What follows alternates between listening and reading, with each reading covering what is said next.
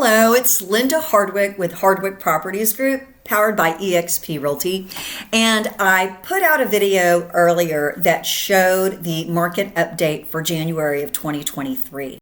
And I always kind of like to do a follow-up video on that and do a little bit of a deeper dive and talk about those numbers a little more in depth. So let's move on to the next slide. So looking at these numbers, everything in the left column is what happened in January of 2023. And I'm comparing that to the column on the right, which is what happened in December of 2022. So you can see that the number of homes that sold in January was 6,426. But in December, we sold only about 6,000 homes. However, we only had about 5,500 new listings in January.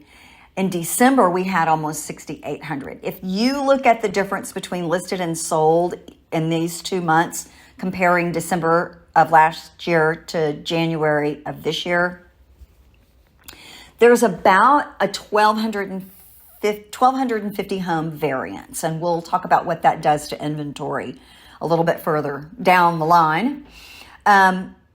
Homes that sold above list price in January, there were only 13.5% of the homes that sold above list. Last month, it was 15%. So you can see that the number dropped slightly. We are starting to see the trend for offering over list tick down a little bit because inventory is starting to correct itself. The average days on market in January landed right at 45 days. You can see that in December of last year, that was 35 days. So this month compared to last month, houses sat on the market for an extra 10 days.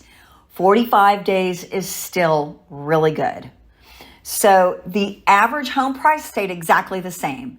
From January compared to last month, the home price did not change, which is good because that means the market is starting to sort of level itself out.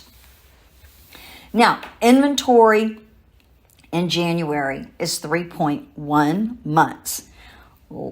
Inventory in December was 3.5. That's the variance of those 1,200 homes. So that variance created a small change, a small decrease in our inventory. But it's still good that we're seeing this much inventory build up.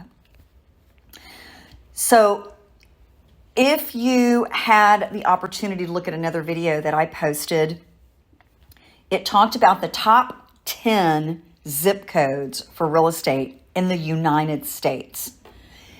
There was a zip code in Katy that was number 3 in the USA, and Cypress zip code was number 7.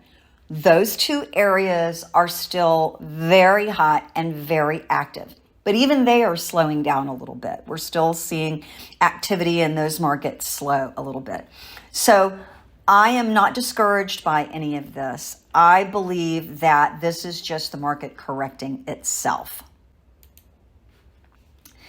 So here is all of my contact information. If you guys have any questions at all about the real estate market, the real estate transaction, the contract, I am more than happy to help you answer those questions. Please feel free to give us a call. Again, this is Linda Hardwick with the Hardwick Properties Group, and we are fiercely focused on client satisfaction.